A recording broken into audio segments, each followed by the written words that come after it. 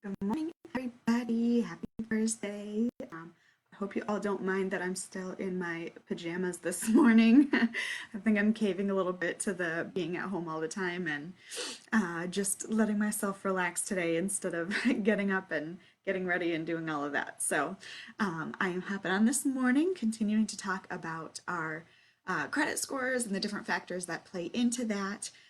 So the factor that I'm going to be talking about today is the age of your credit. So this is kind of an interesting factor. I feel like some people kind of don't pay too much attention to it because we don't really have very much control over what this number is.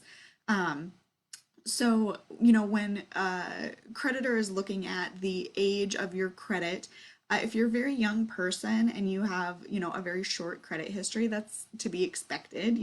Everybody has to start somewhere. And, that's where people may recommend, when you're young, taking out a loan or taking out a credit card and using it to build your credit.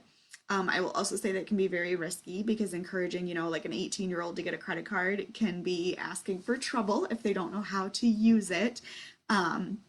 But there are some things that we do have control over when it comes to the age of our credit. We do have control over how early we start taking out credit, and on some accounts, how long they stay open. So something like a personal loan or a student loan, um, even if you have the money to pay it off quickly, it might make sense for you if you are attempting to build credit. If this is, something that's hurting your credit, is that you don't have much of a history. Um, is just making the monthly payments.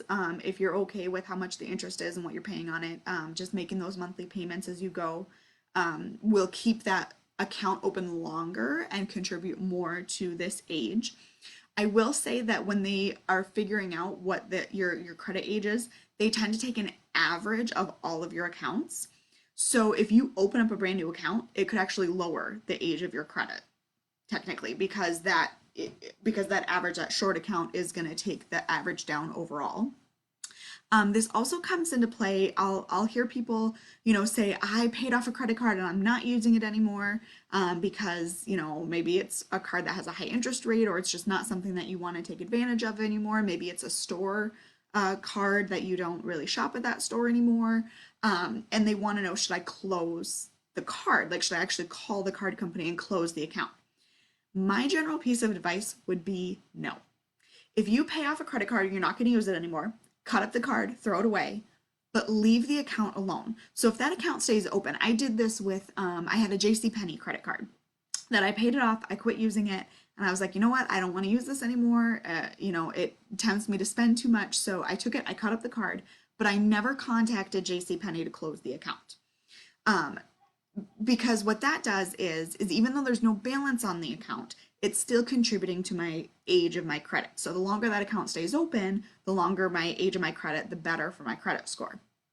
The one thing you do want to do in this case though is you do want to keep an eye on your credit report. If you have an account that you're not using, you want to be sure that that card number doesn't get stolen, that the account doesn't somehow get hacked and used. So you want to check your credit report, make sure that there's no balance reporting on that, and just leave it be. And I will say, after a certain amount of time, I can't remember how many years it took, but after years and years of no balance on my JCPenney card, they closed the account for me, which is fine. I wasn't planning on using it, right? So I just let it be. If it's something where you don't want them to do that, then every once in a while you'll need to make a purchase on it. Because that will kind of reactivate the account. But if you just let it sit like mine did, eventually they will close it. And, that will affect the age, but I had enough of a mix of other things. I'm to the point where our mortgage has been around for quite a number of years and those types of things. So those are keeping my credit age longer. It's not something that you can control. It doesn't have a huge impact on your score, but it does. I mean, it does help you grow. So anything you can do to help lengthen, the age of your credit or keep your credit around longer is a good thing. But you do have to weigh that against interest that you're paying on those accounts. Sometimes with the amount of interest you're paying, it is better to pay something off early than to hang on to it for the sake of the length of your credit history. So this is kind of an interesting one. It's one of the ones that you don't have a ton of control over, but there's a few things you can do to help it out. So I'm curious. Oh, actually, That brings to mind something that I have read about others doing in some of my financial groups.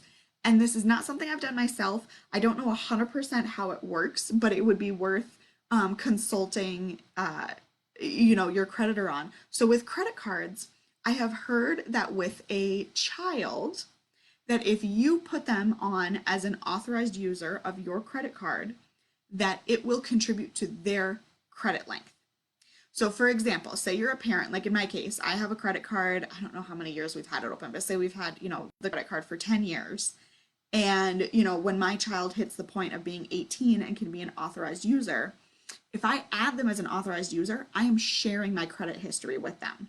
So they could be 18. If you have a credit card that you've had open for 20 years and they're 18 and you add them as an authorized user, from what I hear, they will all of a sudden have 20 years of credit history because you are sharing it with them. So that's an interesting thing to keep in mind if you're trying to help your child out. Maybe they're wanting to take out some student loans, some private student loans, and those rates can be really insane, and you're wanting to help boost their credit score. That may be an option for you to actually add them onto your cards. Word of caution though, once you do that, if you add a child on as an authorized user, they're an authorized user and they could, use that card. So it may be possible to add them and not give them a card if you don't want them to be charging to it, or, you definitely want to set up some boundaries around that. But I've heard that that's a very interesting way for a young person to get more of a credit history length from their parents. And, just kind of another way to help boost them up so that they're able to start out on a good foot when it comes to credit.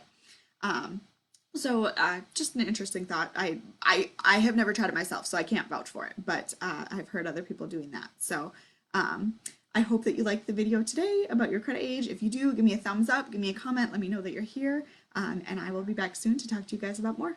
Have a great day.